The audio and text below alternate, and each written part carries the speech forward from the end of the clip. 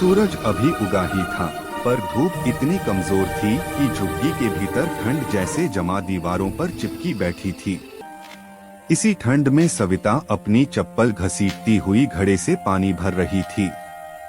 उसका घर 4 लकड़ी के खंभे, तिरपाल की चादर और मिट्टी का फर्श, गरीबी जैसे हर कोने में खुलकर सांस ले रही थी। उसका पति हरीश पास में बैठा टूटा हुआ रेडियो ठीक करने की कोशिश कर रहा था। वह पहले फैक्ट्री में काम करता था, पर लॉकडाउन में नौकरी चली गई। उसके बाद से हर दिन उसका मन और जेब दोनों खाली लौटते रहे। सविता ने धीमी आवाज में पूछा, आज कहाँ जाओगे हरीश? हरीश ने नजरें झुका लीं। जहाँ काम मिल जाए। पर आजकल तो मजदूरी वाले भी आधे पैसे में काम करवाते हैं। उसी समय उनकी बेटी पायल जागकर बाहर आई। उसकी आंखें बड़ी थीं, पर पेट छोटा, कुपोषण की एक खामोश पहचान। माँ, आज स्कूल जाने दूं? कल टीचर ने कहा था टेस्ट है। सविता का दिल चिर गया।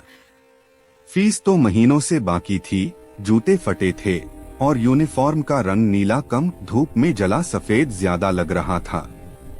पर सविता ने मुस्कुराकर कहा, हाँ क्यों नहीं, तू तो पढ़ेगी ही। उसने झूठा यकीन ओढ़ लिया, जैसे गरीब हर रोज करता है। नाश्ते में सिर्फ 2 सूखी रोटियां थीं। सविता ने एक रोटी पायल को दी, आधी खुद ले ली और बाकी आधी हरीश को। हरीश ने मना करना चाहा, तुमने कल रात भी नहीं खाया था। सविता ने सिर झटक दिया, भूख नहीं है मुझे, आदत पड़ गई है। यह शब्द पायल सुन रही थी। उसने अपनी रोटी का एक टुकड़ा माँ को देना चाहा। माँ, तुम भी खा लो। सविता का दिल पिघल गया। उसने पायल को गले से लगा लिया। तू खा ले बच्ची, तू ही तो मेरी उम्मीद है। पायल स्कूल चली गई।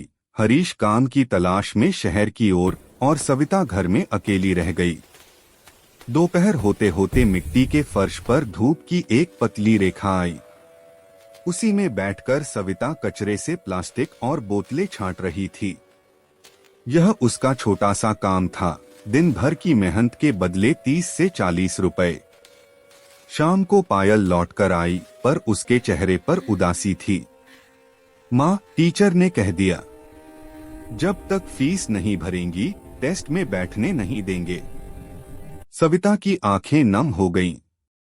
गरीबी का सबसे बड़ा दुख यही होता है, बच्चों की आंखों में सपने मरते हुए दिखना। रात को हरीश थका हुआ, मुंह झुकाए घर लौटा। कोई काम नहीं मिला, उसने धीमी आवाज में कहा। सविता ने सब छुपाकर पूछा, कुछ खाया? हरीश ने सिर हिला दिया, कहा, पैसे ही नहीं। घर में रात का खाना नहीं था, बस वही अधूरी रोटियां जो सुबह बची थीं।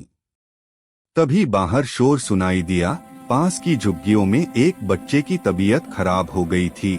लोग उसे अस्पताल ले जा रहे थे।